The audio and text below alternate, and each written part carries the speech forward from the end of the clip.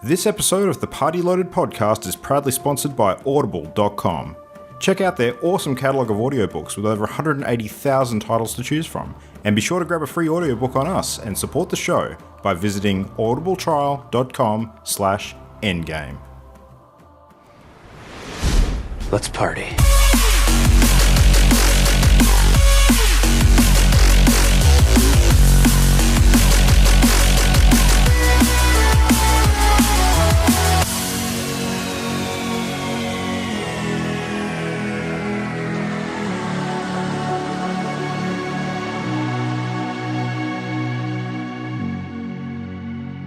Hey everyone, it's Wednesday the 31st of May, lucky last day of the month, and this is Party Loaded coming at you live from the heart of video games. So my name's Luke Retallick, and this evening this show is brought to you by myself and my compadres in the know. We have Ollie and Imogen. Hello team. How you doing? Hello. Yo. You make us sound so important. Yeah, we're all like, right in the thick of it, right up there, Morty. Well, I haven't seen that show, so I assume that quote's correct.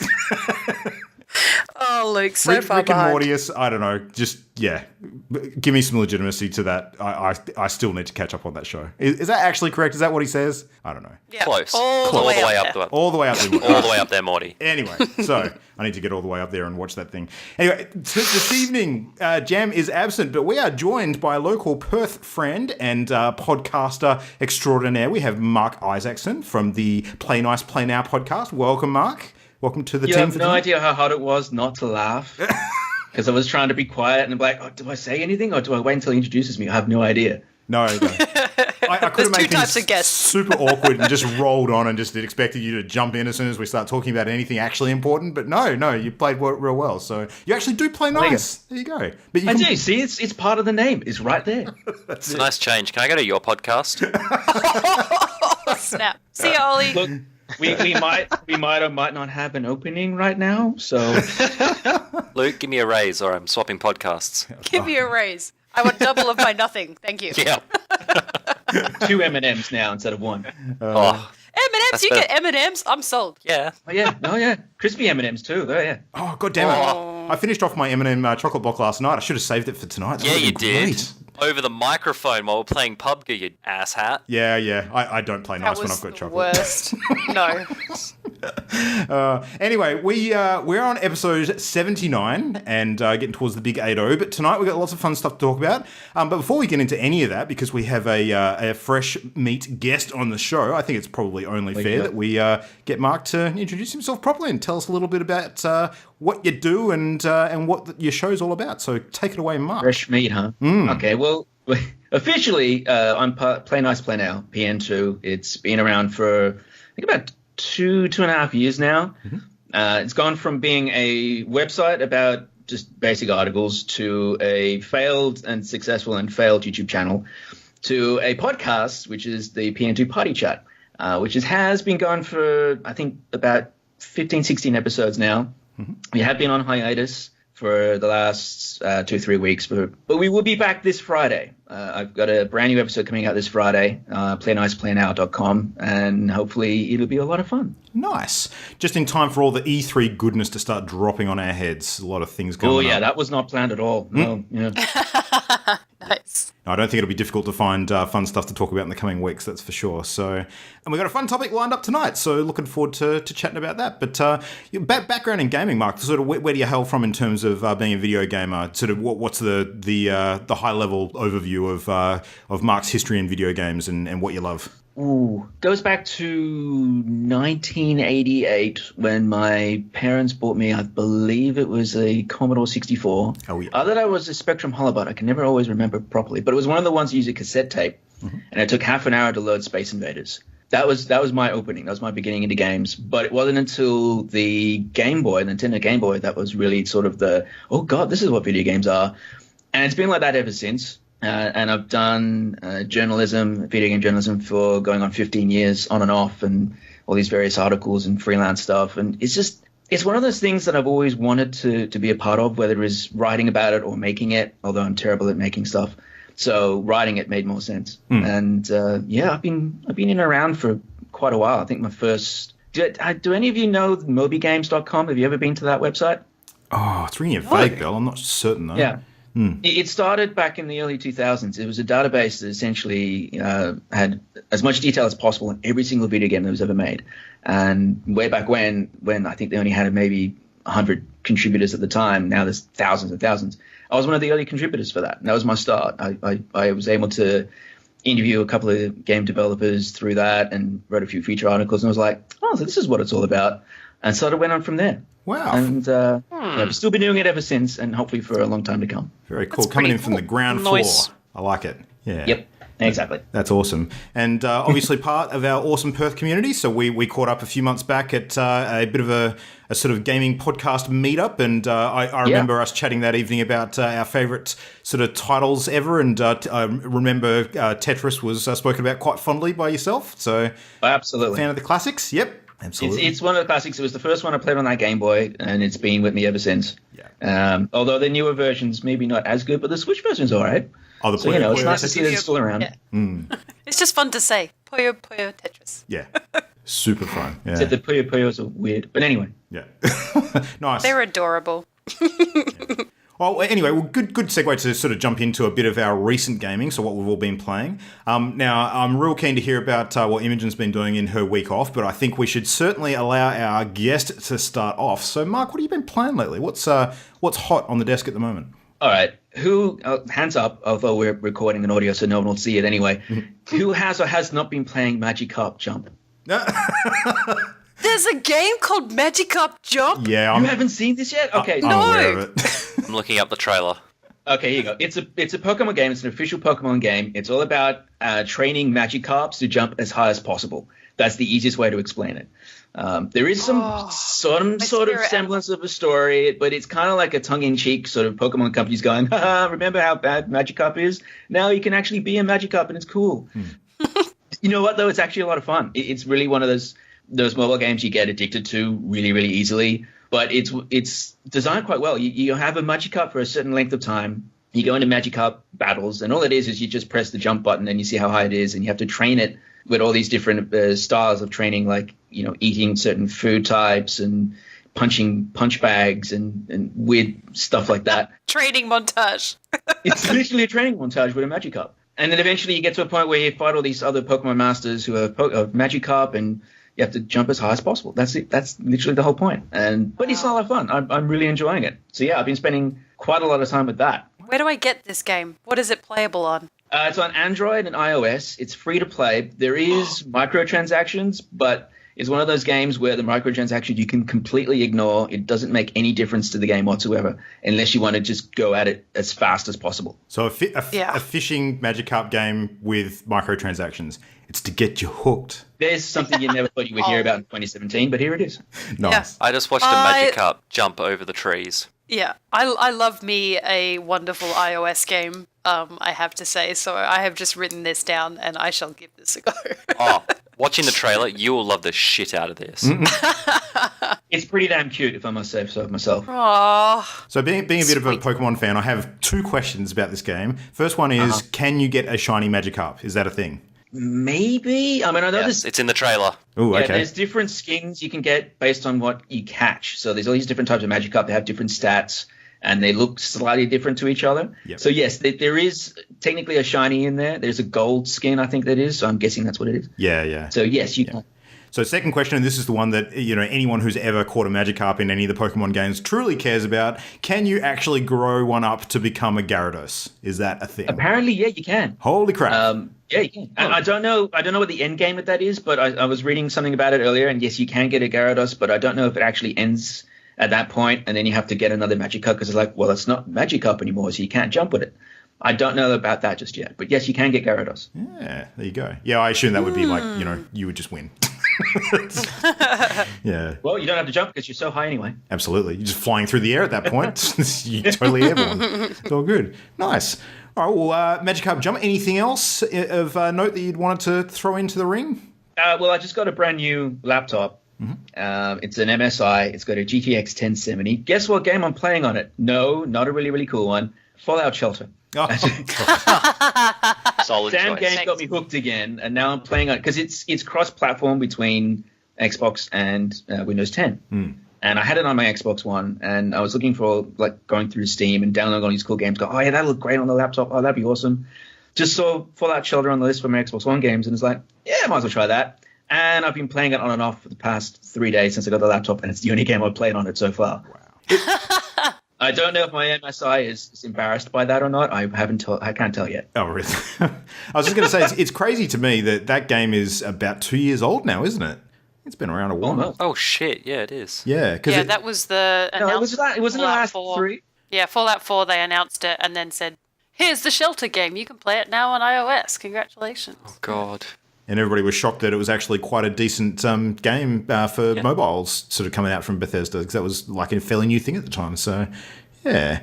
But no, I played a ton of Fallout Shelter when that first came out. That was a mildly addictive little sort of side thing for quite a while. But they've added tons of content since then. They added a lot more content. How long ago did you play it? Because, yeah, there's quite a lot more to it now than there was originally. I bailed sort of shortly after they added all the Christmas content. I think the seasonal stuff they started adding. So, okay. Yeah. So now there's a whole bunch of things. So you can go on missions with your characters, and you can go through other shelters and so forth and actually kill people. Instead of, you know how originally it was just raiders coming and attacking? Yep. Now there's ghouls, there's more than just rad roaches, there's the mole things, whatever they are. So there's a whole bunch of different types of creatures that attack. Mm-hmm. And really the only reason for me is the reason why I'm still going is I've noticed Xbox One added those achievements where it has the little diamond to say it's a rare achievement. Almost all of the Fallout Shelter achievements are rare right now, except for I think the first 3. So I'm like, yep, done. I'll get all these rare achievements. I don't care. I'm just going to go for it now. Nice. I well understand the lure. Yeah, the lure of achievements is... Yeah, it's still going. Oh, God. Yeah. I don't know. It's deep within my soul somewhere. I'm not a completionist, but there's something about achievements. Yeah, you got to tick those boxes. It's nice to be able to play something and not really care that you're playing it, and all of a sudden an achievement comes up and you go, oh, thank you for that. I don't know if I deserve it, but all right, I'll take it. Yeah. Don't know if I deserve it. Little pat on the back never hurt anybody. Yeah, it feels good. Well, speaking of achievements, I think we should flip over to Imogen now, because you have set yourself a few goals this year with regards to completing games, and you've been achieving quite well, as it turns out. Not to... Yeah, I'm avoiding all the things I should be finishing and finishing other games. Yeah. Sounds familiar. Yeah. Well, anyway, so you had a bit of a week off from video gaming, and then sort of came back and played something super cool that I'm real keen to hear about. So tell us all about it. So I did my real life stuff. Real life stuff is done. Mm-hmm. It was a bit hectic. So I decided that my reward was to get into a game that I had been putting off playing for a long time, which was What Remains of Edith Finch. Now, this game was recommended to me by multiple people from lots of different sources, as well as mentioned in other podcasts and things that I watch, because it's been compared to Firewatch. And for those of you who've been listening to the podcast for a long time, know that Firewatch was my game of the year last year, and purely from a narrative perspective. I love storytelling and the interesting ways that games can tell stories, and I can tell you that if you are a fan of narrative games, this is a game that you cannot go past and you will need to play. What Remains of Edith Finch, I played it on PS4. It was around about 30 Australian dollars, so not incredibly, cheap in the grand scheme of things, but well worth it. Mm-hmm. I completed it, which is insane. In one evening. It's not a super long game. It took me about 2 to 3 hours to complete. Oh, wow. It is published by Annapurna and Interactive and developed by Giant Sparrow. It was released this year, so it's a pretty new game. It's available on PC and on PlayStation 4, so unfortunately not on the Xbox. The thing about this game is I'd love to tell you all about it, but so much of it you need to experience to understand. What I will say is I was expecting Firewatch, and what I got was probably... something else will have to change significantly for this not to be my game of the year this year. Ooh. Oh crap! That's a big call. This game just got me in the feels.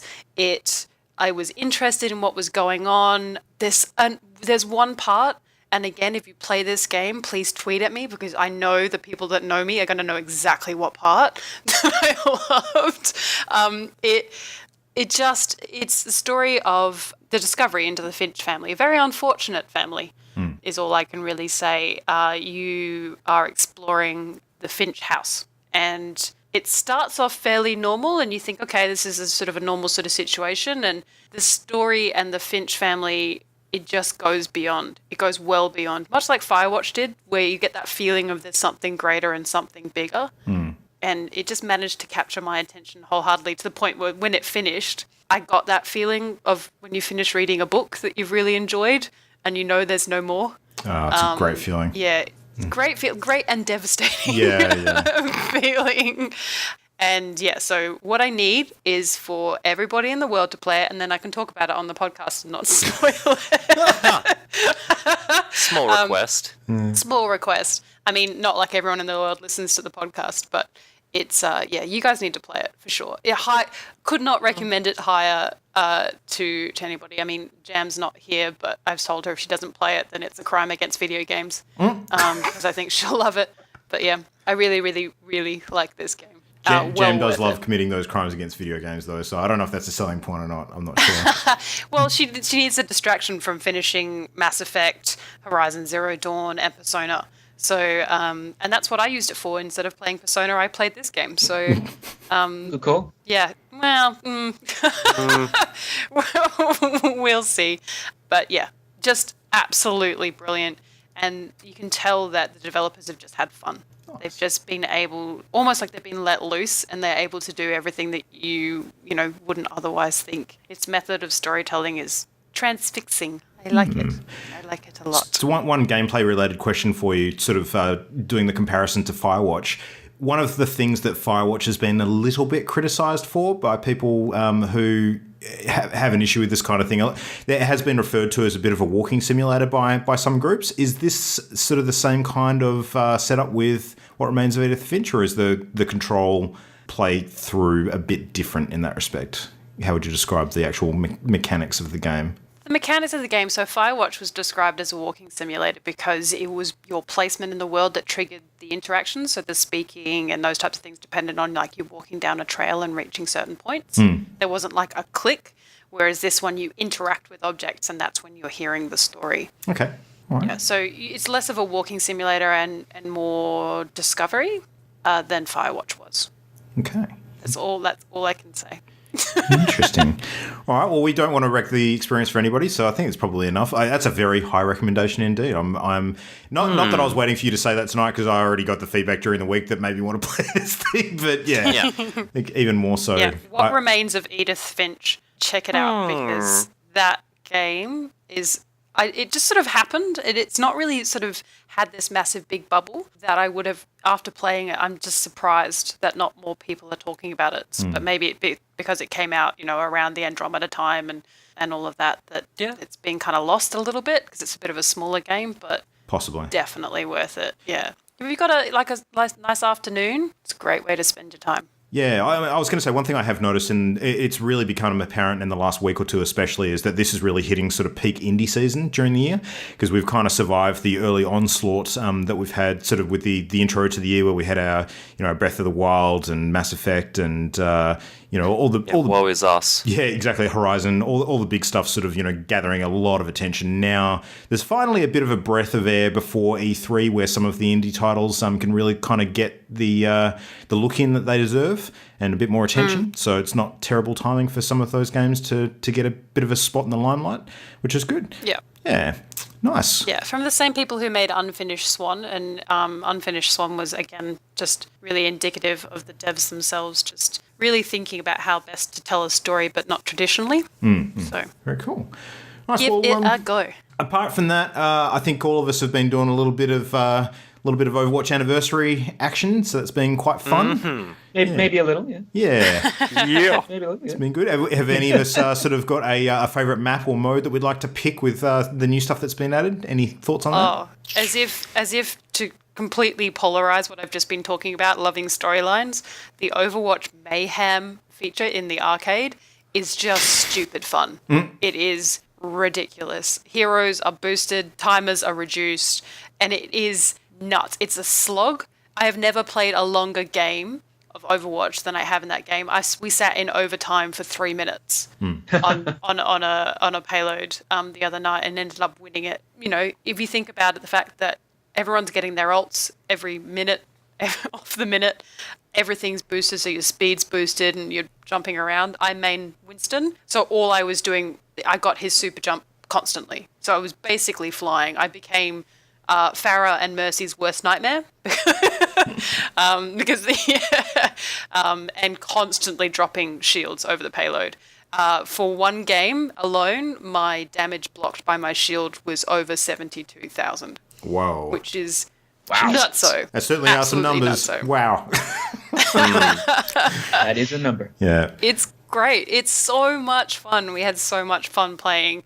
Just ridiculous fun, and it's my new favorite. I've not really liked any of the other custom maps, so this one's really hitting a good note. Who's your main, Mark? Who do you favour in Overwatch? Ooh. Is it wrong of me to say Soldier 76? No, not at all. He's one of my mains, dude. Because I know, because the way I look at Soldier 76 is he was the entry level for existing shooters, FPS players and stuff, because he was the traditional sort of style. I just like him. I like the character design. I like the fact that he's the only one that sprints. It makes sense. And he's not overpowered, but he's strong enough to be able to survive most, and he can heal as well, which is handy. So I seem to go with him more often, although I've sort of dabbled with a few others over time. Sombra is pretty good and stuff like that. So yeah. That's the one Mimo wants to skill up in. Just started trying to skill up in Sombra, trying to use this Mayhem mode, and it was just the wrong mode to learn how to play. We played some 3v3, the new arcade mode, though, with Ollie and Jam, and I did okay. I think it's fair to say I got carried a significant distance by Ollie and Jam, but Fine. those maps are hard, so hard. But yeah. Good fun, I though. mean, Soldier 76 in this Mayhem map is just nuts. Because you're See, constantly dropping heals. Yeah. I like the... I played May on the Mayhem, and I felt like the biggest fucking troll. I felt That bad ice wall, for the that enemy. ice wall was the worst. For everybody. Everybody My involved. card had 33 enemies frozen. Yeah. Like, I'm just there going, that's fucking stupid. And I didn't die a single time. Yeah. I'm like, that's dumb. I remember But it when was we were fun. playing on the Necropolis map, which I think is probably my favourite out of the new sort of quick play maps. And there was just no door that you could not block when you're playing in that mode. Yeah. Stupid. Yeah. Good fun, though. In a good way. In the best way possible. Yeah, absolutely. Bay is... Nothing wrong with Soldier 76, though. He does have the cool dad dance now, which is a thing. Oh, it's so good. I saw that and I was like, wait, what the hell is that? And then I saw you see all the videos that sort of broke down all the different dances and stuff. Apparently that dance comes from, I think, a 1940s, 1950s black and white US movie of this guy doing almost exactly the same thing while he's laughing. And I'm like, yeah, that makes sense now. Yep. Totally fits. The dances have audio sort of accompanying them too, which is a cool little change for the emotes because none of the other emotes actually have audio. So I just got the Farah rocket guitar one the other night, and she's actually got some guitar chords humming while she's doing that, which is cool. That's a good one. Bit of air guitar, yeah. Oh, Overwatch continues to deliver 1 year in, and we're still playing it, semi-regularly, so that's a pretty good sign. So another game that I had a brief look at this week, and I'll only talk about it very, very sparingly because I really need to dig some more time into this to get a decent feel, is Gwent, of course, has now been fully released. It's come out of the early test and it is now out, so you can download it and play it to your heart's content. For anyone who's not familiar, of course, Gwent is the card game that was made famous in The Witcher 3 and has now become its own thing. And it's a freaking awesome game. It's really, really good. I'm deliberately avoiding that game for that very reason because I do not want to get sucked into it. I do not need that. Well, a lot of attention has been given to it by some of my favourite Hearthstone streaming community recently. They seem to be quite positive on the game. There's a lot of people, not jumping ship at all, but like sort of giving it a good look in addition to their usual streams. So it's been a good opportunity to check it out. It is very, very different. Like I think that if you're into digital card games, one of the big contrasts I could sort of point out between this and Hearthstone especially. Hearthstone has a lot of random elements in it, which plays quite well to the theme of the game and the way that it works in general and the fun factor. Gwent is very, very, very little random interaction at all. It's very calculating. So if you like the games that are pure sort of considered skill and not a lot of sort of chance involved to mix things up, then this is going to be for you. It is something that, every action that you make matters a great deal in this game. So, and different kind of play style to a lot of card games too. I mean, you're sort of playing cards across 3 different lanes on your side of the board, and a lot of the interactions that you have in the game are sort of based on lanes as opposed to affecting individual cards. I mean, there are some individual card effects, especially with some of the new stuff that's been added to the game. But very unique way of playing and very unique sort of game game style. The artwork's beautiful though. Like they've really made this game look pretty as hell. So it's a good one. So yeah, can recommend. So far, very fun. I feel like an absolute douche playing it, like because I don't know what I'm doing. It's super high learning curve. Because you haven't played The Witcher 3, have you? Yeah, I have. I'm about a third of the way through that, and I have played a bit of Gwent in The Witcher. Okay. But to be fair, now I'll probably steer away from a lot of the Gwent content in The Witcher and just play Gwent instead. Or, so I don't know, it's pretty fun. I mean, I'll play a bit of it. Gets you exploring. True. And you can play it physically as well. You can actually get the cards printed and stuff from them directly. Yeah, actually, that's an interesting observation because I haven't noticed a lot of stuff in Gwent that lends itself exclusively to the digital platform. I mean, I know for a fact that there is stuff, but unlike, and I mean, again, I'll draw the Hearthstone comparison. That is a game that is designed for a digital medium. Like there are things in Hearthstone that you flat out cannot do with a physical card game, like, you know, randomly generating cards from your entire collection to suddenly appear, for example. That's something you just don't do in a Just paper not trying game. hard enough, Luke. Yeah, you just bring these massive folders of cards and literally just throw something random out on the table. Yeah, sure. Yeah. Magic had that at one point. It feels more like Magic the Gathering to me. I think that's the better representation of what it is now, because you can get the physical versions of it and you can play it exactly the same way as you would digitally, and it's the same with Magic the Gathering as well. Yeah. Well, I think a lot of these games will still have the benefit of being fresh and not, you know, having several decades worth of legacy rules content to kind of weigh them down when it comes to adapting them to a digital format. That's why Magic has always suffered, despite being the most popular collectible card game in the world. But you know, that's fine. Variety is the spice of life, and having a few different games to play is a good thing. So, and big ups to CD Projekt Red as well, because when they actually opened up Gwent to all and sundry, anyone who'd been available, anyone who had participated in the beta actually got themselves a free key for The Witcher 2. So, I got one of them. Yeah. Very nice. That was cool. That was awesome. I already had it, but you know, whatever. Yeah. The thought that counts. It's gifted So someone. you heard it here first, guys. Luke likes TCG games. Yeah. Yeah. Breaking news. Luke enjoys new TCG game. More at 11. Yep. I'm also going to start a new rumor. The reason why they delayed Cyberpunk was they could put a card game into it later on. I would be totally okay with that. I'm so jazzed for that game already. On this show, we call that a hashtag called it. Yeah. Okay. And we see if it happens. So all right. you're I'll hashtagging put that down as my hashtag called it then. You know, my theory is that it's not going to be a card game. I reckon they'll mix it up and they'll do some sort of bizarro ARG or something like that fits more in with the Cyberpunk setting. I think there's going to be something.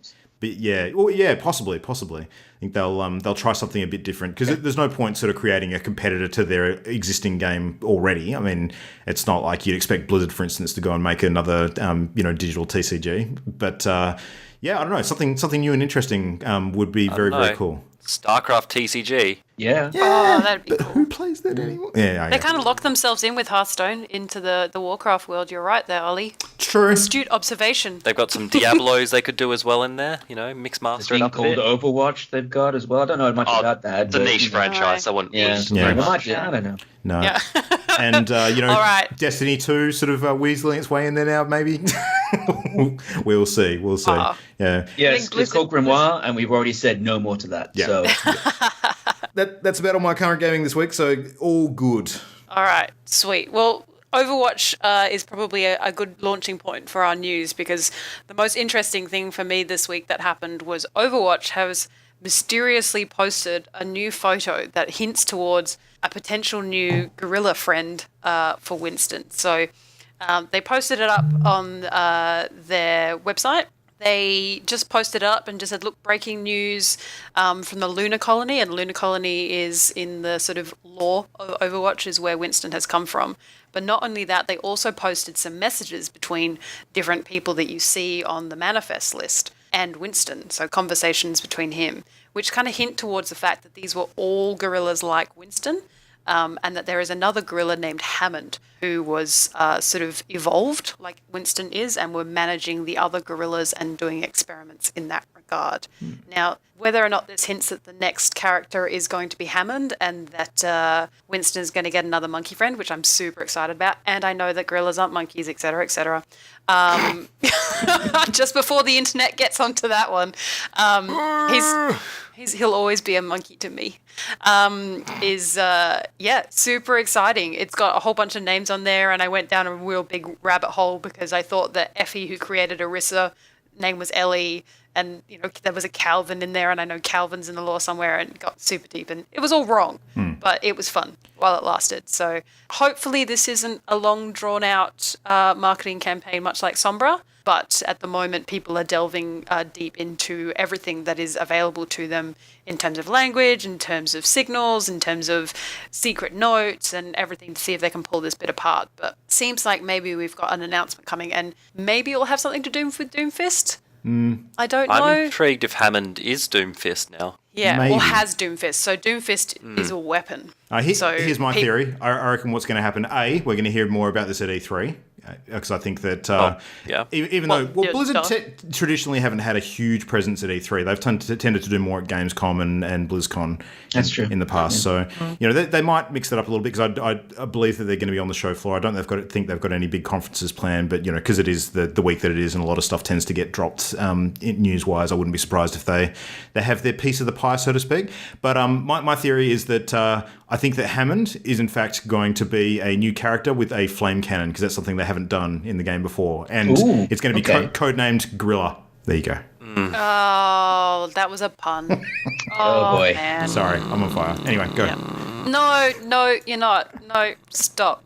You're out. Do we actually know that all these specimens are gorillas? Like, was that ever established in the lore? Was that something that has been confirmed? So it's in the messages. It's in the messages, yeah. So it passed the initial message that we were all talking about, Luke. There's a following 4 messages between different Nevsky, Winston, and other gorillas. And so they're talking about, they're just like us. We've got to remember that, just because we did doesn't mean they will. So it's hinting towards the fact that everybody on this lunar colony was or were these gorillas, and that Winston was part of that experiment. So perhaps Winston was the outcome of a successful experiment, but they were trying to recreate it, that not so successfully. And the rumours are that Specimen 8, obviously earlier than Specimen 28, which Winston is listed in this picture, which means that Hammond is probably the first instance, but will have something that Winston doesn't have, and that might be that unbalanced side. Okay. It seems kind of weird that they would have another sort of gorilla or monkey-ish character, because that seems like overuse of a particular character type. But then again, there's too many humans. No, but they're all very, very different. That's true. Actually, I don't know. There could be an argument made. A different animal would be kind of cool, I guess. Like maybe some sort of mechanized space sloth. I don't know. Would be interesting. Okay, that would be Space sloth. Yeah, but I feel like my personal theory, my hashtag called it, is that he's a new character.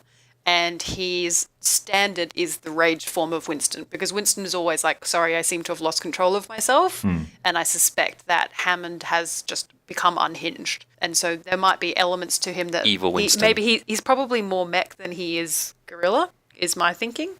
So maybe gorilla shaped, but not particularly. I've got another theory I'm going to throw in. Right. One of the messages, I think one or two of the messages mentions the fact that he keeps getting loose. Yes. And then they lose him, and they're like, "Oh, don't worry about it. He's probably somewhere on the ship." And then eventually, everything goes hell for the leather. I think he might actually be like a cross between Sombra's ability to vanish, or a tinkerer, someone who can use mechanics, kind of like Torbjorn, for example. Cool. So he can create something, or has the ability to hack, but not like computer hack, but more like physically hacking. That's what So he could have stolen Doomfist. Possibly. Or they might go full-on Gorilla Grodd style and give him telepathic powers or something like that. That'd be interesting. Yeah, that's true. Yeah, a lot of fanfic theories. Super keen. Yeah, I'm super keen, and it's all just speculation. Wild speculations flying everywhere, like as per usual. But we'll keep an eye on it. If if there's another gorilla out there, I'm playing him for sure, or her, or it, and I cannot wait. So I was really excited to see that. Although that did get posted in our chat at 9 o'clock yesterday, and I only got it in the afternoon and reposted it directly underneath that and said, "Oh my gosh, have you guys seen this?" So And everyone went, yes. All right. Mimo's having a long day. All right. So we should move on because we've spoken enough about Overwatch. Yep. The topic of the day is Far Cry 5. Finally revealed all of the information about it, and there's a full trailer.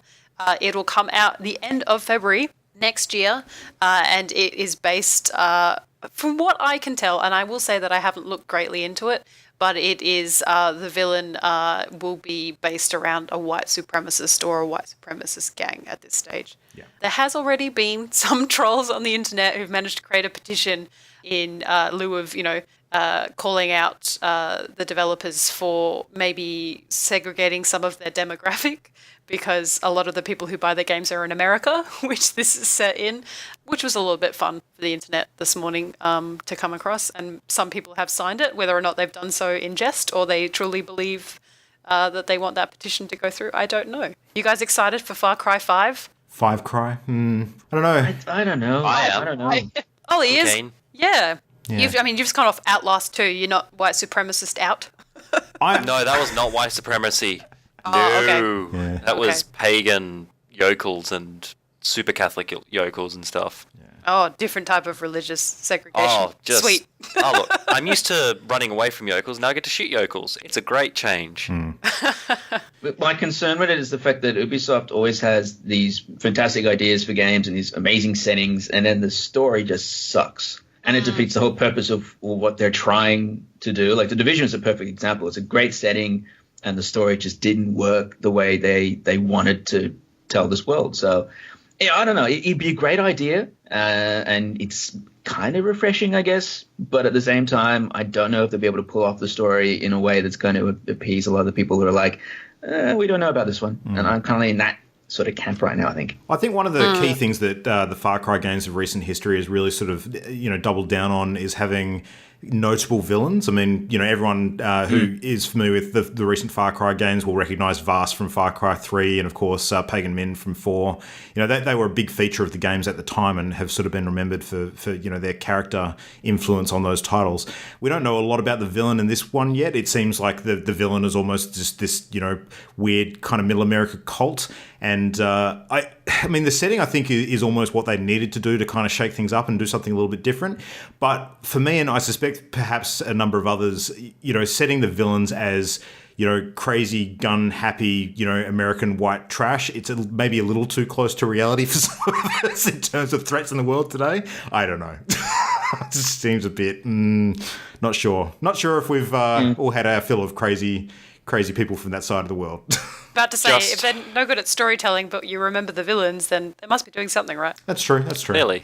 Well, it kind of raises questions about the nature of the Far Cry franchise, and Imogen and I were talking about this just before the show. I mean, it's sort of seems for a while that they've, hung their hat on being games where you're sort of, fighting against, human villains at the same time as surviving in a far-flung sort of region of nature, with some of the various different settings they've had. But now actually putting it in the heart of civilization of one form or another, it's a bit different to what they've had previously. So I don't know. It kind of makes it stand out. It would still be pretty rural. Yeah, it's Montana. Pretty wilderness. Yep. As long as it's not just clear this tower, now go over here and clear this tower. Yeah. And then clear this church, now go over here and clear this church. Yeah, or like this barn or this farmhouse. Yeah. It'll be farmhouses. It'll be fucking farmhouses. It certainly is becoming the Assassin's Creed-like franchise, though, with the title, pretty much every single year. So, can they keep up the pace with, the quality to match is the big question, I would say. I guess Speaking of Assassin's Creed, did anyone see the leak of the new Assassin's Creed yet? Mm-hmm. Yeah, we spoke about it a couple of weeks ago. Jam is particularly excited. There's someone found a T-shirt and put photos of it, and it's the T-shirt or the picture of the actual main character and the logo of the game, and Ubisoft has just gone completely silent and haven't said anything about it yet. Yeah. But apparently it's printed shirts already, so there you go. I think a lot of things on lockdown until, things come to pass in the next 2 weeks, perhaps. They're trying to keep their cards close to the chest for as long as they can. They're trying. They're definitely trying. Imagine paying all of that money for that spot at E3 only to have a T-shirt ruin it all. Yeah, well, I don't know if it really ruins it all, because I think there's a certain psychology around E3, and you see this, more and more as time goes on, where leaks are are commonplace and almost to be expected. And I think, to a large extent, very much controlled by the publishers, because on one hand, you can have all of your information dump go out on the weekend where all of your competitors are doing it too. And then it's, how do you struggle to be heard above the sort of din of your competition? Or you can take the initiative and, have a little bit more of the spotlight shine on yourself by getting the word out early about various different things. So I don't know. I think there's a bit of a mixed bag there of whether it's in their vested interest to do that or not. So we shall see. The next news item is particularly exciting for me because you guys carried the flag last week for Checkpoint, the series that was a Kickstarter going, giving everyone an update and encouraging everyone to donate. I'm very happy to report, contribute, that Checkpoint, the series, has been funded on Kickstarter. Hooray! So it's going to exist, and I'm very excited. My first ever Kickstarter, and it got funded. Nice. So for anyone who missed the last couple of weeks, what the heck is Checkpoint, Imogen? Checkpoint is a not-for-profit organisation that works to support and encourage education of mental health through the avenue of video games and their communities. And I do not work for them. I just I've been talking a lot about them in the last couple of weeks. Yeah, hashtag not an ad. So their Kickstarter series that they were trying to launch is a web series that will address mental health, and it is directly supposed to be helping those people who may not seek help in other ways and will be able to access this as a resource. So it's actually really important work that's being done because the majority of people who are affected by mental illness and who do not seek help tend to be searching for it on the internet for answers. And, other than Dr. Google, it would be great if a resource like this is something that they came across and it helped them understand a little bit more about what they themselves or other people they know are going through. So really happy. They've got 3 days left. So by the time this comes out will be the final day probably that this is going. So they're still going for stretch goals. They've reached their first stretch goal, which was unedited podcasts of some interviews that they've got some people contributing to it, as well as some stories that are being shared as to the work Checkpoint has already done. So super excited to see this come out, and I'm looking forward to seeing it. I think it's December that they're planning on launching it, end of this year. So super exciting. Check it out if you want to continue to contribute and be part of the movement. Otherwise, keep your eyes on checkpoint.org because I'm sure they'll have regular updates. All right. The next piece of news I learnt about and then went, wow, that's a thing. I didn't even know it existed in the first place. Did anybody else know that Microsoft has its own answer to Twitch? It used to be called Beam. It was available on your Xbox so that you could beam, inverted commas, your gaming and streaming to your friends and to things through the Microsoft network by extension. They have just rebranded it, and by rebranding it is the first time I've ever heard that it existed. And I own an Xbox. So it is now called Mixer. They're very excited about what it means. They're very open and honest about the fact that the reason they're rebranding it is because it's not very well known and they didn't feel like it was being represented accurately to what they were hoping it would be. So the next couple of months, we're going to see a lot more from Microsoft and Xbox, the Xbox team about Mixer. So, just don't be shocked when you hear the news like I was. That's a really bad name for a drink, like a cocktail. So it's a mixer. I think Beam was a good name, to be honest. Yeah, but Beam was great. I honestly don't know why they changed it. It makes no sense. Maybe they wanted to get the X in there. That was possibly brand motivated. It is. I mean, a lot of the branding and things that come out have the X as sort of an action or an animated piece, so you could be right there. I think as well what they're trying to encourage is this is just streaming like you would on Twitch necessarily. This is more about connecting with other gamers and gamers who are playing the same game. So it was more of like mixing together with different people rather than Beam being more like you're just showing people what you're doing. So that's where the idea comes from. Kind of cool. So we'll see what happens with that. But yeah, double news all in one article. I have heard decent things about Beam sort of prior to the name change. So, a few people were sort of talking about how the the software was actually quite good. So it might be worth giving a try for anyone who's keen on that kind of thing. But I mean, as always with any sort of streaming service like this, it's all going to come down to people will go where the audience is. So and especially when it comes to support for advertising and incentives for content creators and that kind of thing, they need to have a model to back that up and actually encourage people to jump over if they're going to use it in that manner. They just put some achievements around it. There you go. That's how Hearthstone forced us to make friends. Is you have to play with your friends to get some of these quests. So maybe they're doing the same thing. in a win for the PC Master Race, Intel and AMD both announced some amazing processor chips this week. Yeah. The i9 is an absolute giant, and don't listen, Mark, if you've just bought a new laptop, because this thing will supersede everything ever. Not listening. Not listening. I'm going to pass to Ollie, because whilst partially knowledgeable, I don't want to make a mistake, and Ollie's more willing to put his money where his mouth is in this regard. So, Ollie, did you want to I don't give a shit what the internet says. Tell us about the flops. I want to know the flops. There's no flops. Doesn't use flops. It does. Oh, God. Out. Get casual. out, you. Hand in your nerd card and leave the building.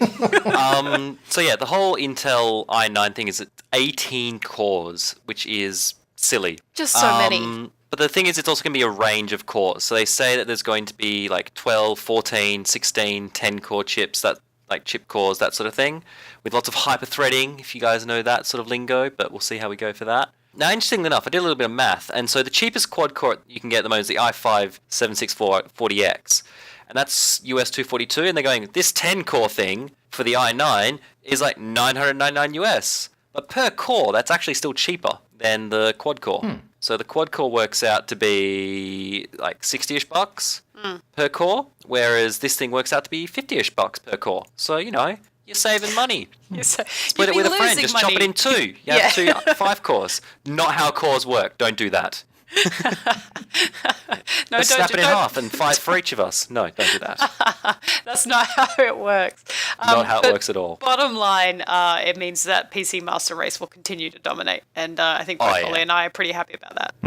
Yeah, this thing is silly. Yeah. Someone on Xbox is going, well, there goes Scorpio. Yeah. Oh, I didn't think about that. Oh, poor Microsoft. Leaked at E3 2017. Nobody we have tell our them. next model Nobody tell Xbox them. coming out in the next 2 years. It's the Xbox Sub-Zero. The Xbox 25 core. That's it. Just strap Xbox 2 new. Scorpios together. It's fine. It's fine. Yeah. No one will notice. Yeah, just jam the chip directly into the port at the front, even if it has. It's just 2 Scorpios duct tape on top of each other with one of the Why not? DVD That's what the ports PS4 Pro sealed. looks like, so, you know.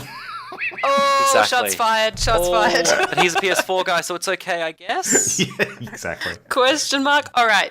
So we should move on to our main topic, however, because I think this is a necessary discussion. And I can see Ollie's got a very relevant part on his list. Absolutely. So we're going to talk about great video game rivalries this week. I mean, just coincides with us having Mark on. Not that we're rivals. Hey, look, It's not for we're you. all Don't read friends into here. it. Yeah. Friends here, unless something bad happens. And I'm putting that on you guys if it does.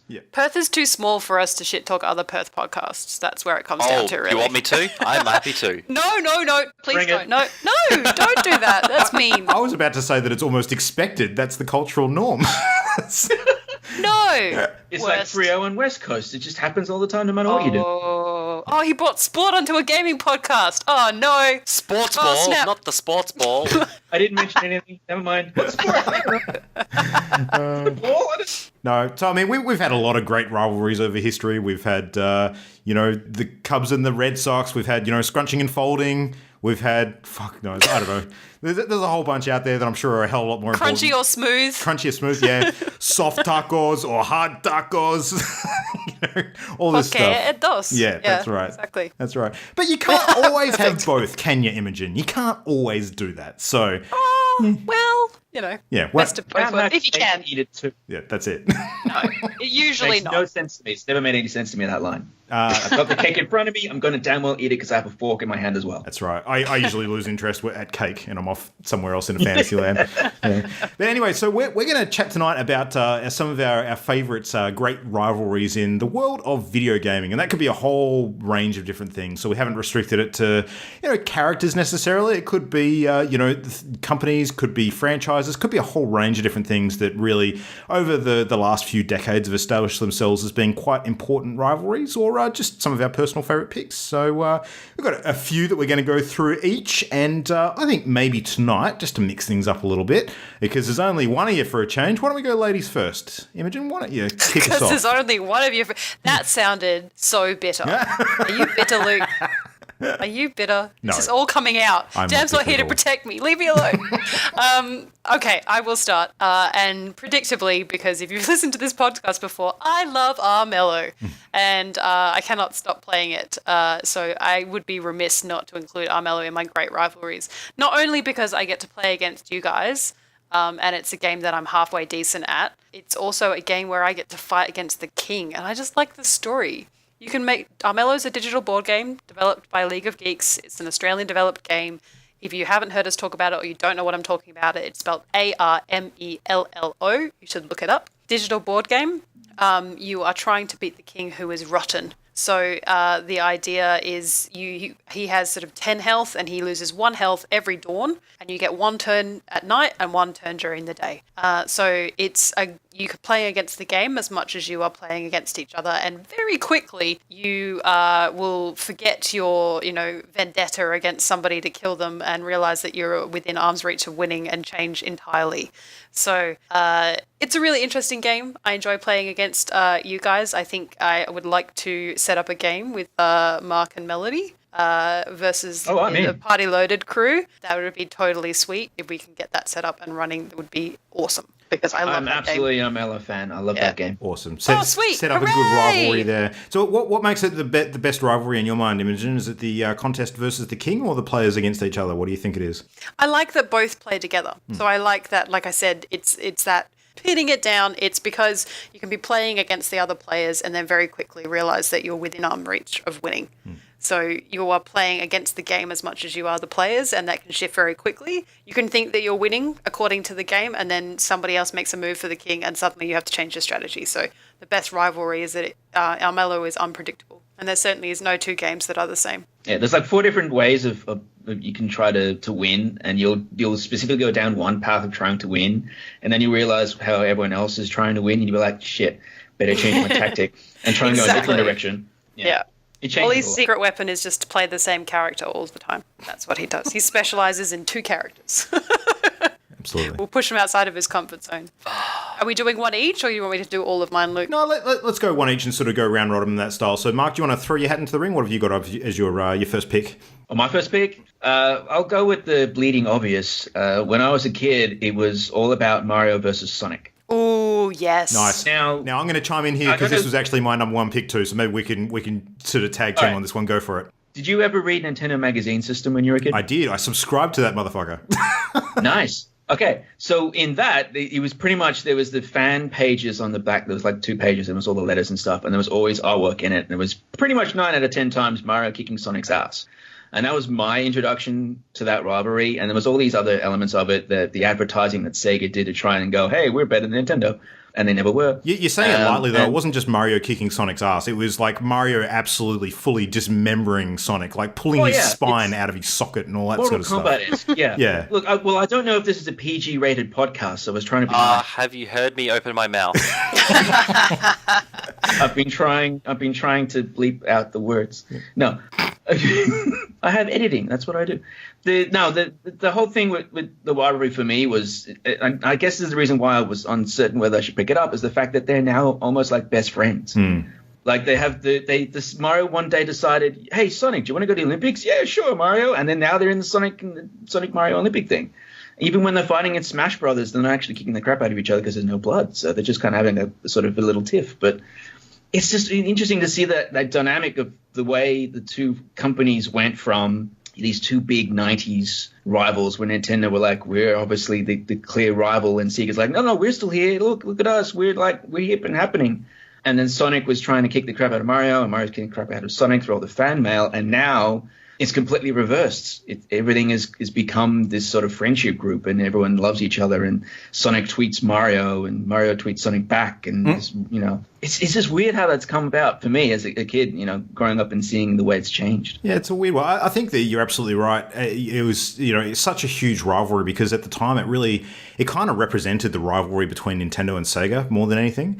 It was it was embodied by the characters, but I mean, let's face it, Mario has a lot of fucking enemies. You could talk Mario versus Bowser. You could talk Mario versus Wario.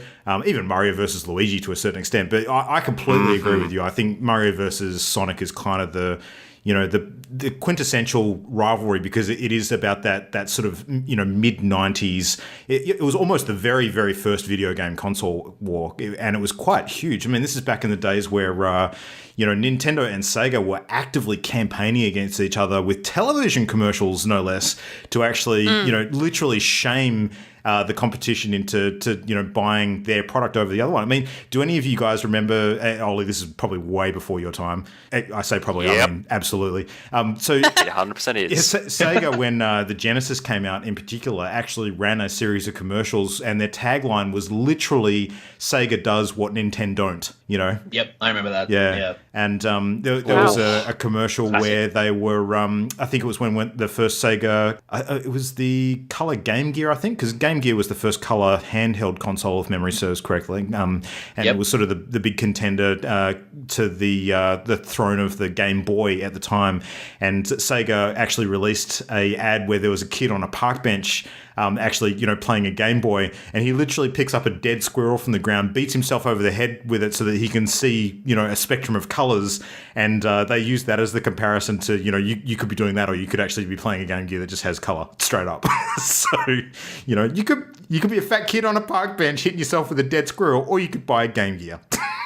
It was so dark and edgy back then compared to what we have now. Like now, you try to do something like that, and you'll just get blasted, and you have to take the ad down within 5 minutes of putting it up. Exactly. Now we just get millennials on rooftops. Yeah. Well, I think companies have become a lot cleverer with throwing shade these days than the blatant attempts that they used to have back then. And the video game industry is such a small place, and everyone's so incestuous these days that I think they don't go too far down that path, because it will kind of come back to bite certain companies later down the track. Well, which company's still earning a lot of money and which isn't? Well, that's true. I mean, and at the end of the day, Sega did kind of lose that war ultimately, because they stopped making consoles and really focused on their software game, and to a large extent, that's now why you will see Sega games and Sega characters as Nintendo console exclusives, which to some of us from those ages long past, it still rubs us a little bit weird. So, seeing Sonic on a Nintendo console still feels odd to me. I don't know about you, Mark. That just It's a weird Seeing world. him on a mobile phone is weird to me. Never mind anything else. That's true. I will say this though. I think the Mario and Sonic rivalry and the legacy is a good lesson for kids nowadays. You can go from being these evil, bitter rivals to the best of friends if you give it about 20 years. Yep. Totally agree. And your friend makes more money than you. Yeah. And you stop making stuff. Yeah. Yeah. You give up. All right, Ollie, over to you. What do you got on the list? My one. Oh, which one do we want? We'll go to this one because this harkens back to the news topic. PC versus console. Mm-hmm. Ooh, So the no master question. race versus the unwashed plebeians of the console world. Oh, I have to be divisive here, okay? No- Otherwise it's not a rivalry. No prizes for guessing which side Ollie falls on. Well, obviously PC because it's strictly better. But there has been a long rivalry with PCs versus consoles for as long as there's been PCs and consoles, basically. And it just comes down to the fact that consoles are very much you pick it up, you play it, done. PCs are definitely more the hobbyist and enthusiast side of things, where you customize your own PC or you build it exactly the way you want or whatever. And you can do all these other bits and pieces on it. Consoles now, to be fair, are catching up in that regards. So you go, I can watch videos on my computer. I can do that on my console, on my big shiny TV. So consoles have caught up a lot. Like pretty much the only thing they're missing is actual programs, so word processing and all the bits and pieces. Which, to be fair, this is a gaming podcast, so fuck that shit. So Xbox is making a little bit of a play for both markets, or Microsoft. Microsoft angle. Yeah, they're using their sort of their powerhouse of we're on both. But they do miss out on a lot of exclusive titles, and I have to say that ever since I have acquired a PS4, I have not turned on my Xbox. So I turned it on once to play Overcooked, and it had about 4 million updates that I had to do. So yeah, poor console. But I have to say, it's kind of like comparing all other VR headsets to the PSVR. It's kind of like both do the same job, but it's just how much you care about it, and the more customized you want to be, the more likely you are to be PC Master Race, and not a pleb. PC for me is definitely a hobby thing rather than just I want to play some games. And obviously some games work strictly better on PC than they do console necessarily, like RTSs, that sort of thing. Yeah. And for me personally, Twitch shooters, but that's just because I'm shit on a controller, but that's just me. But yeah, I do think consoles are catching up, as much as it pains me to say it. But PCs so far are going to have, because you can always swap out your hardware, they will pretty much always have the edge unless technology development slows down significantly, which with our mighty 18-core CPUs is not looking like anytime soon. Yeah. So Yep. It's true. Poor consoles. So random they're doing thing alright. on this topic. Do you guys remember a year or so ago how we were hearing announcements of the new Steam machines, like the Steam OS-based consoles? Whatever happened to Valve, that? Yeah. They're still Died there. horribly. They exist. Yeah, I think people realize we don't really need them. yeah, I think you're right. Oh look, there's established brands already. Done. Yep. I think the controller did quite well. Wasn't the controller way up there in The Steam most controller? sold? Yeah, the Steam controller did quite well. Oh, well, consoles but I still don't know produce about- better gamepads than a lot of the PC manufactured models for sure. So no doubt there. Considering their whole market revolves around it, you'd fucking hope so. Yeah, that's true. That's true. The man speaks the truth. All right, well, let's throw to Imogen for the next one. And this is one that I'm glad you wrote down, because if you had not included this on your list, I would have been shocked to my core. It was going to go on my list. That's how big it is. Yeah. How could I not have? And it's so dear to my heart. And I will defriend anyone who is Alliance. So I'm, of course, talking about World of Warcraft, which I've spoken about in every single podcast I've been in the last couple of months, so I don't know what's happening. But Horde versus Alliance is one of the greatest video game rivalries that I've ever participated in, and I mean actively participated in. I feel the same way about the Horde that most people do about their favourite sports ball team. It's deep-rooted within my soul, and I will meet people and they say, oh, I play World of Warcraft. I'm like, oh, that's so awesome. I love World of Warcraft. Let's talk about it more. And they're like, yeah, I played this Alliance character. Be like, talk to the hand. Goodbye. It is inevitably Our one of the first experience- our questions you experience ever is not ask the when you same. have that sort of meetup, isn't it? Like, you find someone that plays Yeah. WoW, you almost always open with Alliance or Horde. So, And all if they say Alliance, I'm like, ooh, that's a shame. Goodbye. yeah. I'm going to go get a drink over here. Yeah, I'm of course mostly joking, but it's because the two sides of Horde versus Alliance. If you have not played World of Warcraft, the Alliance obviously is a group of races who join together to fight against the evil being unleashed upon the world. The Horde is sometimes, in some cases, it's the evil being unleashed upon the world, but in most cases, it is offspins of the so-called bad forces who are fighting against the Alliance, who they feel are being overly sort of overbearing over the World of Warcraft. So they're the lovable ragamuffins. They're the blood elves who were thrown out of the Alliance because they had turned to fell magic. They are the Taurens, who are very dear to my heart. And you know, for me, it was an easy choice. I do have one Alliance character, so I will admit to that. My name is Imogen, and I play a dirty Alliance character. To be fair, though, was that just because you wanted to see what the other side was like? It was because it was Draenei. It's so it your was the formative new college days? race. Is that what's going on here? Yeah, it's my experimentation. Queer for a year. Yep. Oh, Ollie. It's because I wanted to play Draenei. So when the Draenei race came out with Burning Crusade, which we spoke about recently, I was really interested in what that race was because I didn't see a lot of people playing it. And in a way, yes, it was very much in the days where, as Horde, we would go and invade smaller Alliance towns and like kill all the towns guards and things with much stronger people. So we'd do like 10 damage, and then everybody else would sort of pile in. We called And those so in days weekdays. Yeah, in 2007, that was definitely the case. So one of the greatest rivalries, and still goes to this day. The game's still going strong, even though in the most recent expansion, both sides had to join together for the greater good. I don't think it'll which last. felt a little bit dirty. The greater good. The greater good. And maybe we'll see some races. If they ever changed a Horde race to be an Alliance race, I think there would be a riot on the internet. Oh, yeah. Maybe that's what they need to do. Ooh, Mix it up. maybe, yeah. Maybe that's what they Yeah, do. I would go back to WoW to be like, no, you will not make Torrents Alliance 10. I haven't played WoW in about 8 years, so just answer me this question. Which side does the pandas go on? Pandas are neutral. Yeah, they're dirty They're double neutral. dipping. All right. They give no shits. So Pandaria. That's the only reason I would go back into WoW is just to play the pandas. I'm just saying that. I never played Pandaria. I don't own Pandaria. Well, it's funny you should mention that, actually, because around the Mists of Pandaria, actually, no, it wasn't Mists, it was some Cataclysm.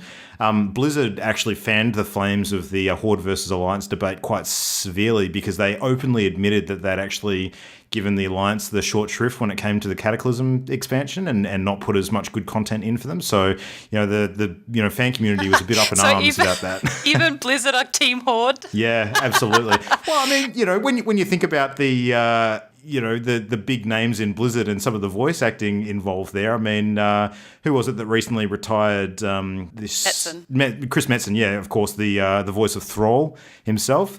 When he gets up on stage at all the BlizzCons of era long past, you can't tell me it's not like the leader of the Horde addressing the audience. It's exactly what it feels like. That's exactly. Oh, I got goosebumps, Luke. Yeah. And I mean, Ollie recognises that he's Filthy Alliance because for Christmas last year he bought me a Horde symbol as his supplication for being a Dirty Alliance character. But yeah, Never played WoW. I'm not Alliance. I'm neutral. I'm like a panda. You would totally be Alliance. A bald, shiny panda. Yeah. And that's it. Alliance is the knight in shining armor, and I will rail against the knight in shining armor until my dying day. So yes, that is probably my greatest video game rivalry, and probably a lot of other people's as well. Only fair. All right, Mark, what do you got for us? What's next? I'm going to throw a little spanner in the works with this one because it's not necessarily something that you guys may have considered. I don't know.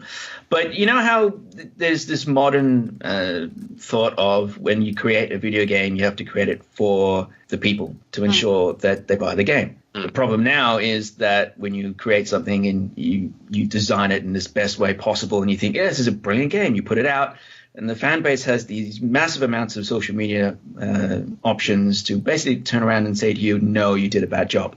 So my rivalry pick, the second rivalry pick, game developers versus the fan base. Ooh, that's such a good one. And the perfect example for this, in some ways, is actually Overwatch, because we've been talking about it so much already. So with Overwatch, you have this amazing multiplayer video game where you have all these amazing character designs that we know nothing about these characters. Like there's very little story. There's a few little comic books, a few little cutscenes, but we don't really have a backstory enough to be able to say exactly what these characters are and where they've come from. So the fans have essentially said, okay, we're going to make it for you. They've created their own ideas behind these characters and, given them loving relationships and their own little backstories to make it their own. And the problem with that has become when Blizzard eventually creates the backstory, the proper backstory, the fans go, no, that's not what we wanted. That's not what we wanted at all. And then there's this bitter rivalry between what the company wanted for their characters and what the fans wanted for the characters. And it's happening with a lot of other video games as well now. You get these moments where the studio will say, this is where we want our character to go. Like the other brilliant example I can think of is Dante from Devil May Cry. So they rebooted that game with a character that people loved dearly, but completely changed him to be, instead of a badass, a dumbass.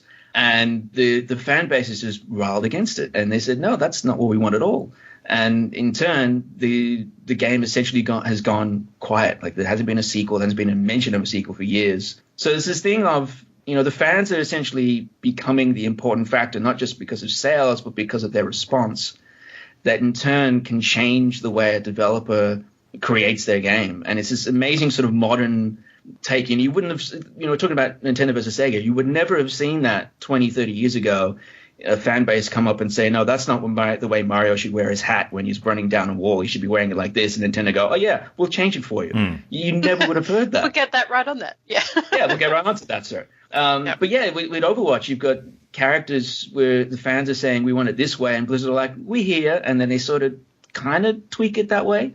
But then they throw out a voice line from Soldier 76 saying, I'm not your father. And then the fan base just goes apeshit. They're like, what the hell? What does that mean? What the hell's going on? I love it. I love the response. I love how passionate the fans are. And yet at the same time, we still don't know anything about these characters. So I think there's certain companies that are much better at embracing the fan base than others, and I think Blizzard's probably on the embracing the fans end of the spectrum compared to other companies like EA probably being a good example.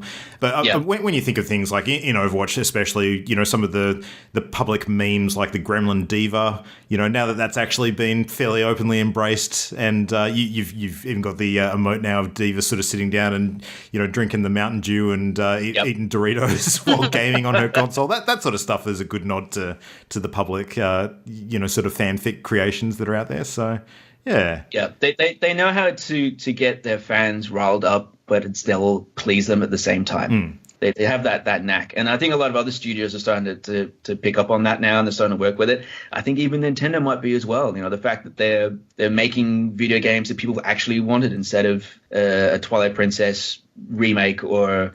what was the last one before Twilight Princess? It was the Skyward Sword. Yeah, even before that, Skyward they had Sword, the stupid handheld Zelda game, Hyrule Heroes, I think it was. Hyrule Warriors. Hyrule Warriors, I like yeah. that. Yeah, but I mean, you may like that game, but I can assure you, in terms of the fan base reaction to that. Oh yeah, I was absolutely against it. Yeah. I mean, and they had that stupid sort of Metroid sort of sports ball type game they released as well. And when people see that coming out and the resources being diverted to those sorts of games instead of like a new mainline Metroid title, they get fairly upset by that. Yeah. So they absolutely do. The most notable negative response would have to be No Man's Sky. Yep. Oh yes. Yep. Fans versus that was a case of a studio trying so hard to say how good their game was without even mentioning the fact that it wasn't going to be like that at all. Yeah. And then Sony saying, "Oh no, we'll back you. We'll give you all the money you need. We'll publish it. We'll do all of that for you. We'll do all the advertising." And then they pushed it out, and then they realized, "Oh shit, we made an absolute balls up mistake." And I think diehard fans would argue that if you were a real fan, then you stick by the game because you saw its potential, which I think is a fair argument. But I definitely think that there was a lot of people who otherwise would have bought the game, but without the sort of vitriol that happened on the internet around it. Yeah. Those people might have stuck with the game for a little bit longer, whereas, as opposed to getting refunds like a lot of people did or chose to do. So people often complain because they feel backfire. strongly about something. It's the people that say nothing that are probably a bigger concern. So we call them the vocal minority. Absolutely. Yeah. All right, Ollie, over to you. What's up? Whoa, all right. Which one do we want? Ooh, all right, let's go, because I'm an FPS man. So let's go with COD versus Battlefield. Oh, yes. This is a good one. No horse in this race. So both are pew-pew shooters. One started off pretty much mostly a single-player game. The other one started off as basically a multiplayer game, and they've crossed over a fair bit now. They've both got okay campaigns, and their focus is both multiplayer now. Could we almost put this down to EA versus Ubisoft sort of first-person shooters? Is that an almost broader description? EA versus Activision. Oh, Activision, sorry. Yeah. Yeah, that's not an unreasonable thing. But yeah, one's definitely a larger Battlefield skirmish game, whereas the other is very much a corridor run-and-gun game. So, by the way, COD is the run-and-gun corridor game, and Battlefield is the open Battlefield game, in case you're wondering. But yeah, they've been gone back and forth since they've both been out on the market, basically, with people going, no, this one's better, no, this one's better. And, look, I'll be honest, I'm a bit of a Battlefield man myself. Didn't really... I enjoyed a few of the COD single players. I've never enjoyed the COD multiplayer. I never have. And I think because I grew up on Counter-Strike, I think Counter-Strike was my first multiplayer shooter, and COD was just didn't feel good for me. Whereas Battlefield was different enough at the time where it's like, I get to drive a tank. I'm on the Normandy beaches. I'm in Operation Market Garden, C4ing jeeps across the bridge because you make a little cross and the jeeps can pew all the way over. It's great. And it was just wacky fun. And then Desert Combat came out, which was a mod for Battlefield 1942, which then put it in modern day, which put it in Call of Duty's territory as well, which was just brilliant at the time. Because that mod was the equivalent of what back then would have been a full-blown game, essentially. And so, yeah, they've just been going back and forth now. They've even got similar logo, like not logos, but the orange-armed man with the blue offset. That's a regular thing now. And I don't know, where do you guys fall in this one? Do you guys have any stakes in this race? Because this is a pretty big one as far as FPSs are concerned. Yeah, no, in modern terms, definitely. They're the two biggest franchises. The fact that I think it's weird that the fact that Call of Duty Infinite Warfare was so badly received and yet still sold more than Battlefield 1 just goes to show you how big Call of Duty actually is.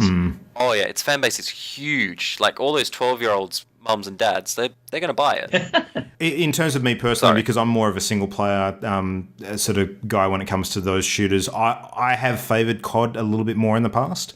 I've owned more COD games than Battlefield games. And generally prefer them because I don't play a lot of the multiplayer.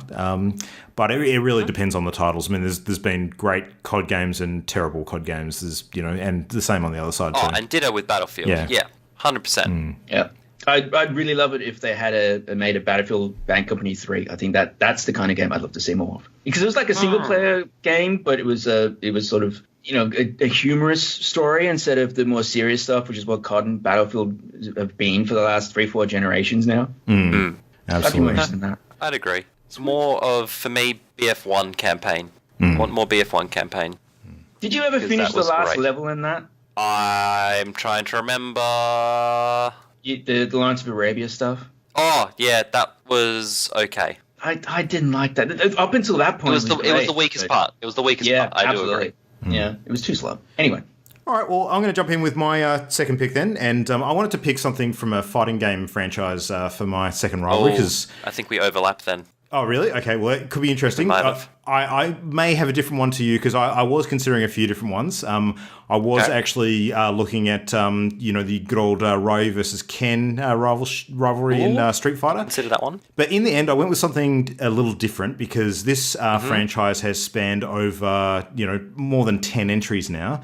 And a couple of the most iconic characters in it because they, to the untrained eye, look almost like a palette swap, but they are in fact very, very different characters, and that is Scorpio and Sub-Zero.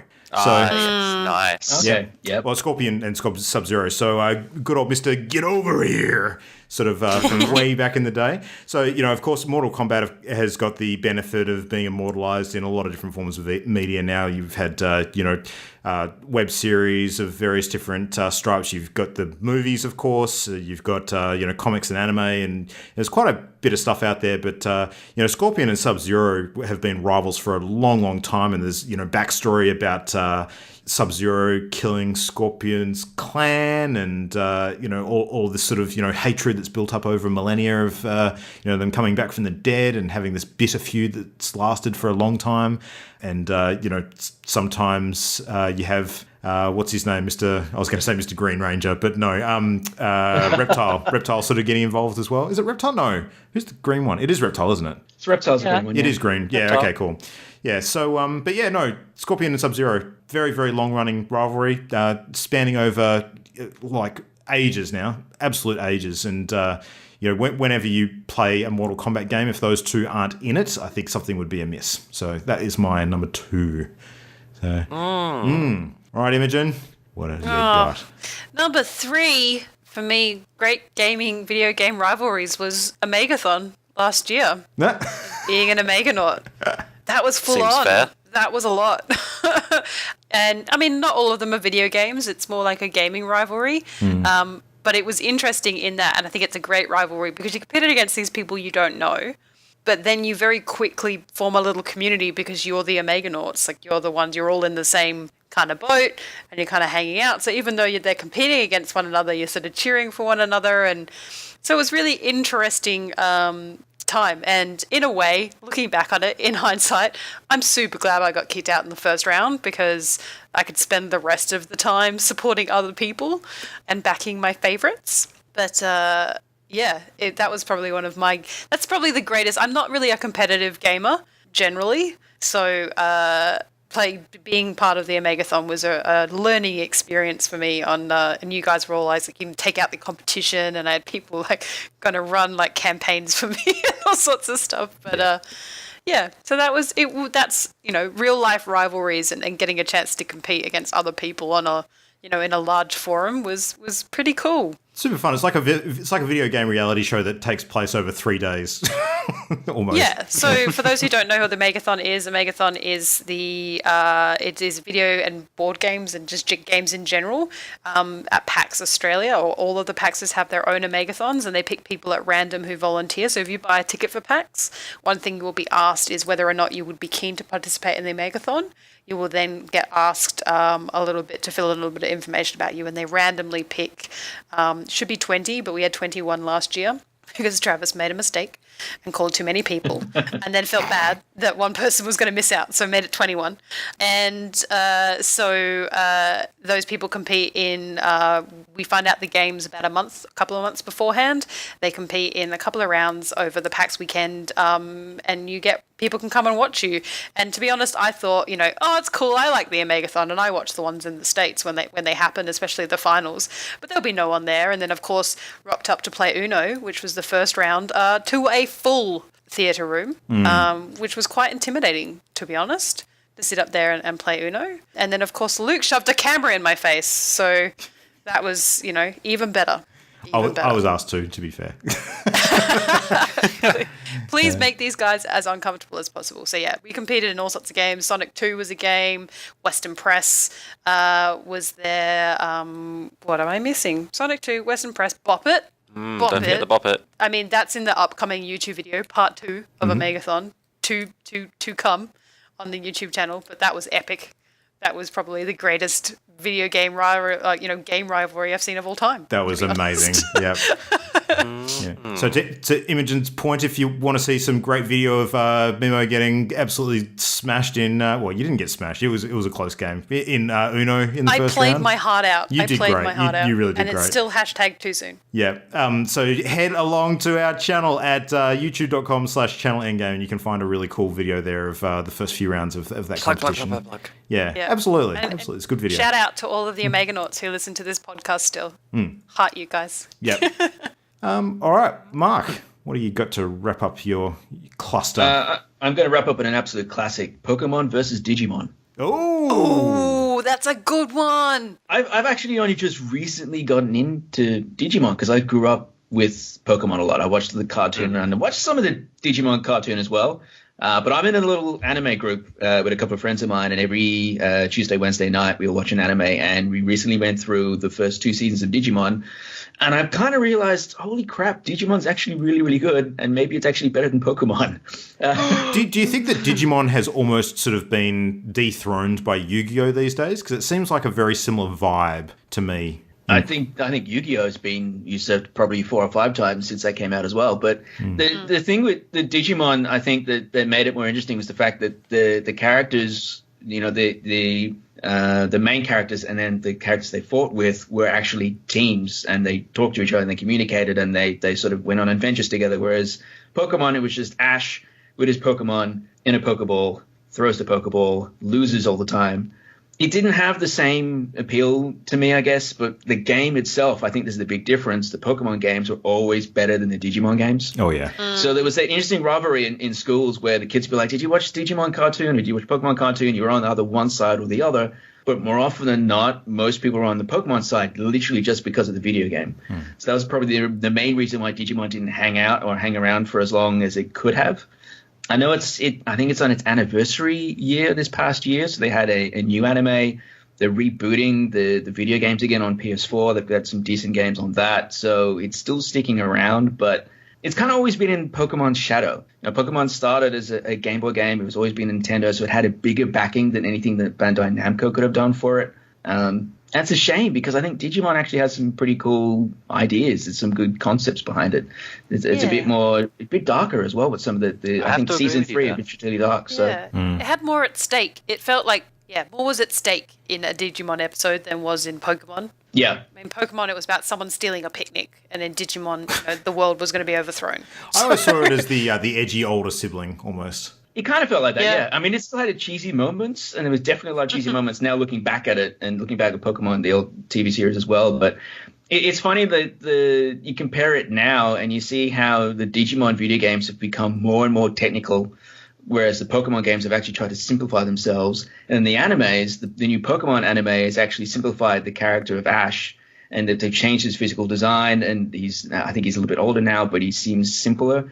Whereas the new Digimon Tri TV show is even darker than the original Digimon. So they've gone completely different paths, and yet still there's that fan base of one or the other. What was the bad guy that basically looks like the devil, but he's like a black, like, horrible, like, tattered wing devil thing? I remember that guy, and I was like, that's really creepy. Probably This is a kids something show. What the hell? Devilmon or something. There was one of the weirdest villains was a monkey that essentially was a ripoff of Elvis Presley. Yeah. He sounded like him. He sang like him. That was the worst, and yet I couldn't help but love that. It's just funny for me because I've only just watched Digimon through from start to finish as a 35-year-old, almost 34 and a bit. I'll be honest, but it's great looking back at that and seeing the show for what it is as an adult instead of as a kid, because you kind of see things that the kids probably wouldn't have noticed, like the innuendo, like the silly in-jokes and the bad puns. The kids would laugh at that and we just sort of cringe at it, but at the same time it's like, actually, it's not so bad.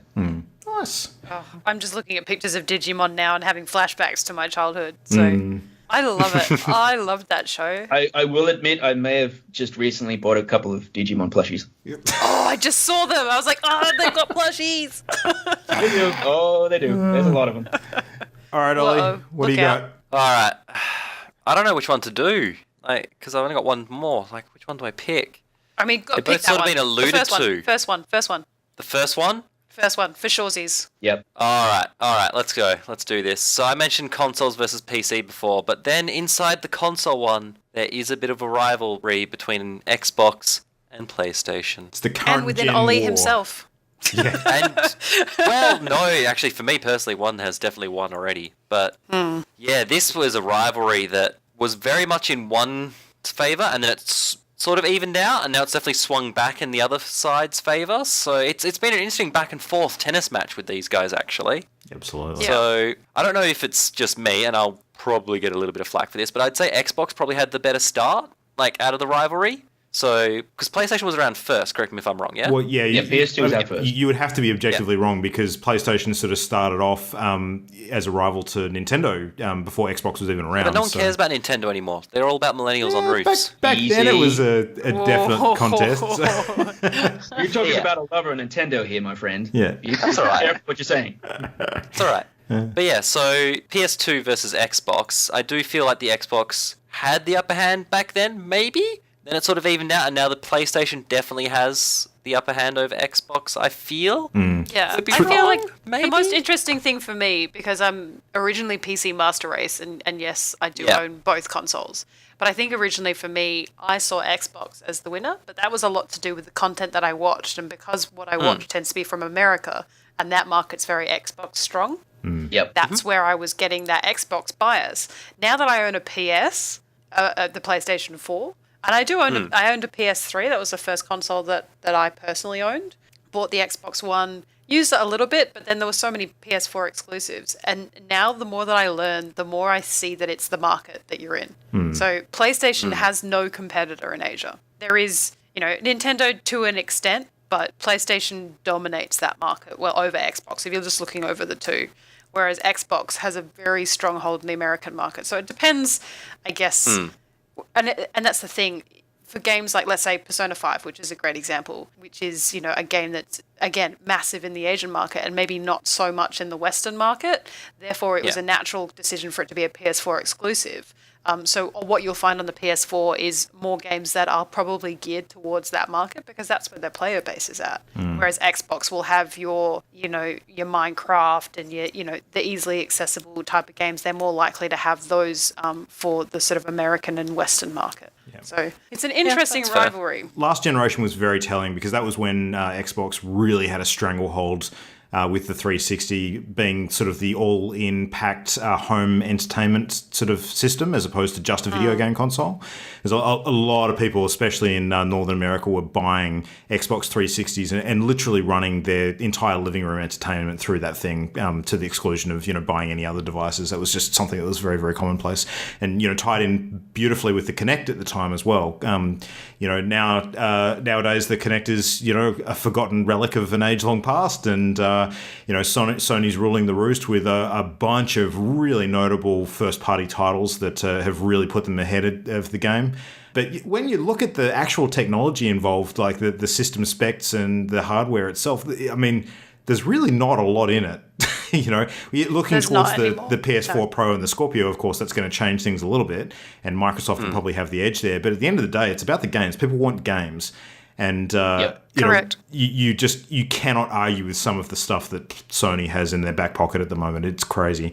But there's been some really fun little digs at each other across the current generation. Do you guys remember when the Xbox One and PS4 were both sort of looking to launch, and there was that big debacle about game sharing? And, Sony actually ran that commercial at one point that sort of was like, here's how you share a PlayStation game with your friends. And it was literally one dude handing a disc to the other dude. It was hilarious. So... It's funny how that rivalry is sort of shaped over the last couple of years, because you look at like when Sony introduced Blu-ray and then Microsoft announced HD DVD, and there was that rivalry. Yeah. And then Microsoft announced the Kinect, and then Sony did PlayStation Move, and then there was that sort of thing that going on between. So they've gone back and forth a lot, but in the end it came down to the support for the games themselves, and Sony always seems to have that edge. Especially in Japan, it's got such a big market in Japan. There's a lot of big studios out of that as well. Yeah. Well, the fan base eats up the competition as well. I mean, they perpetuate a lot of it, if we're being fair, because people love to have those rivalries themselves in the industry. I think you see, and we're going to see this in 2 weeks' time when E3 hits. There's inevitably going to be those conversations around who won the press conference game. Is it Sony? Yep. Is it Microsoft? So, time will tell. Interesting. All right, well, I'll bring us home with something that's a little bit more of a personal choice for me. And I think anyone who's a fan of this franchise will probably identify with it, but it's not necessarily a franchise that absolutely everybody in video games has played, but it is fairly significant. So diving into one of my favourite franchises of all time, it is, of course, Metal Gear series. So good old Kojima's creations. Yep. So for anyone who isn't familiar, the Metal Gear series sort of spanning across many different generations of consoles and PC now. The story for Metal Gear and Metal Gear Solid and all of the subsequent sort of sequels and prequels is convoluted as fuck. There is no easy way to describe it. Like, you started off with Metal Gear, followed by Metal Gear Solid, followed by Metal Gear Solid 2, then Metal Gear Solid 3, which is actually a prequel to all of the games and probably the first one in the sequence, and then Metal Gear 4, and then 5 went right back in time as well, which is set before most of them, but after 3, it gets really confusing. So...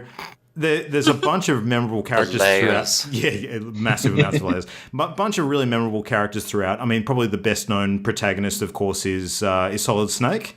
So he is the main hero of Metal Gear Solid, hence the name of the game. And there's something overtly memey and sexual about having a main character named Solid Snake. But his main rival throughout most of the games has been a combination of 2 different characters, one of which being Revolver Ocelot. So he pops up for the first time in Metal Gear 3, and he's basically like a gunslinging sort of character that ends up being quite entrenched. Wicked name. What's that, sorry? What a wicked name. Revolver Ocelot is a wicked name. Can I just mention that the Metal Gear franchise has just some of the dumbest names, but some of the coolest names in gaming ever. They do, yeah, absolutely. Yeah. So Revolver Ocelot actually starts out in Metal Gear 3, which, chronologically is the first game.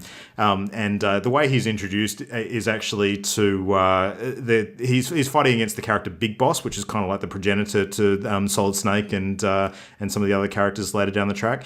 And the intro scene, I actually watched this again on YouTube the other day where, Big Boss actually lays...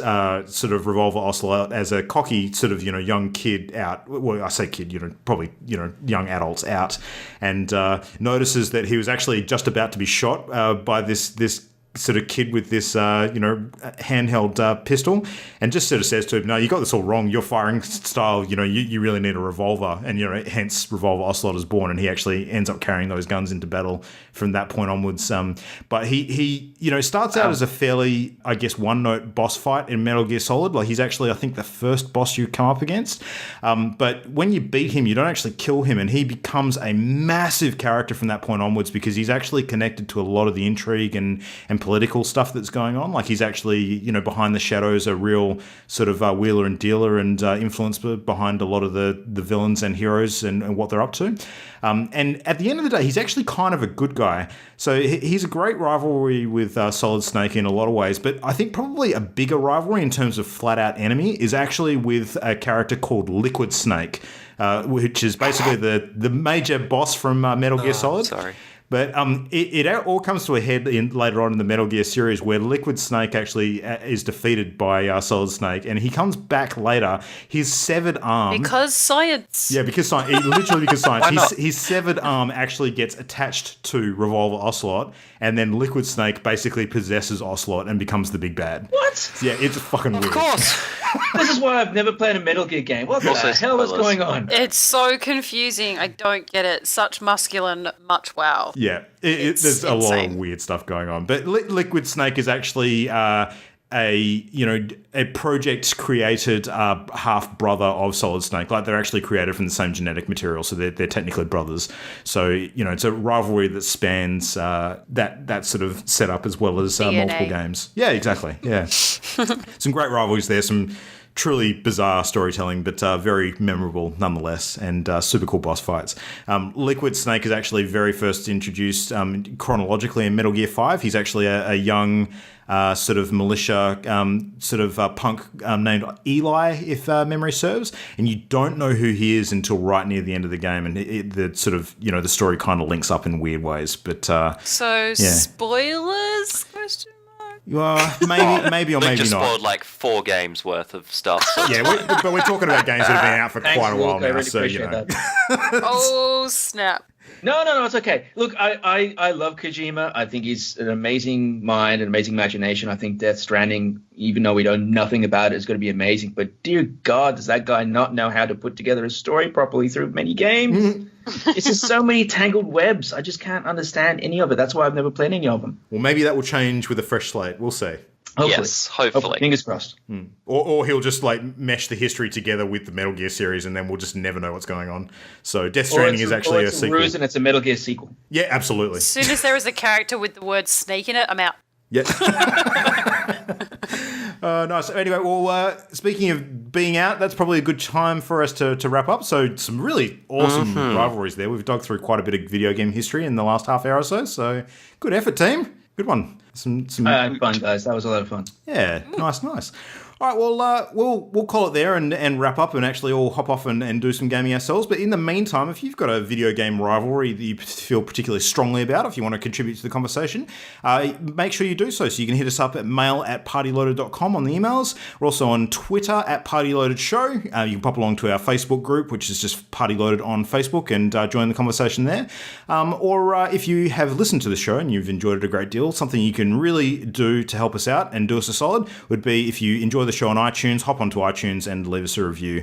So all reviews posted there help us a great deal in sort of boosting our profile and the good old iTunes algorithms there and getting noticed by the wider public. That would be a great help. You can also check us out on YouTube. So youtube.com/channelendgame, of course, is our channel where you can find all sorts of fun gaming videos, and every episode of the podcast is actually posted there as well. So if you're the sort of listener that prefers to listen to your podcast material in a browser window that you minimize while you're doing other stuff, then that could be something you want to check out. So get on to that. So there you go. Mark, what's happening in your world in the next couple of weeks? So any sort of show news or anything you want to spruik while you're on here? Well, the Party Chat podcast will be back. I am working on a brand new episode this week, which I guess depends on when this episode is actually going out. Yep.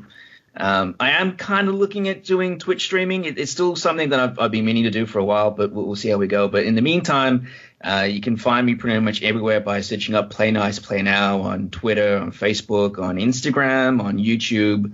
I'm pretty much everywhere at some point in the timeline. So, but yeah, a lot more coming up soon, hopefully. Good stuff. And look forward to the next time we can hook up and maybe start a fresh rivalry. We'll get something going game wise. And I'm Mellow. Yep, absolutely down for it, yes, guys. Absolutely down for that. Excellent. Nice. All right. Well, thanks again for coming on. I really appreciate you jumping on and having a great night with us. So thanks for having me. I had a lot of fun, guys. I really appreciate it, and hopefully I'll be able to get in soon. Excellent. Sweet. Thanks very much. All right, well, any plans for this week that you guys want to quickly mention? Any games that you're looking forward to diving into? Let's just, quickly in, 5 words or less, Ollie, gaming this week. Anything? Edith Finch, PUBG. Armello. Yep. Persona 5, Armello. I've forgotten the third one. Overwatch. Hearthstone. There we go. Okay. Probably Hearthstone. Mark, what's got your focus? Magicarp. Oh, yes, and Magicarp! Dear God. Something about That's what Magicarp. the Pokemon says. What games? Oh, right, sorry. Magicarp jump. You know what I mean. I got to drag myself out of this Minecraft rut that I'm in currently. I've been addicted again. It's easy. Uninstall it. Oh, yeah, I could do that. That's not going to happen, though. Yeah. No, I've got a few games to sort of slot into this, brief, quiet patch that we've got the next couple of weeks. So I might actually jump into Witcher again and try and bust that out. So, yeah. Dun, dun, dun. Dun, dun, dun. We'll see. But I'm going to play Edith Finch as well. That seems like a solid Do bet. it. Yeah, I think I'm with you on that one. Yeah. Cool. Sweet. All right, well, let's hop off and do just that. So thank you very much for listening, everybody. We will see you again, same bat time, same bat channel next week. But until then, ta-ta. Bye, friends. Hurrah!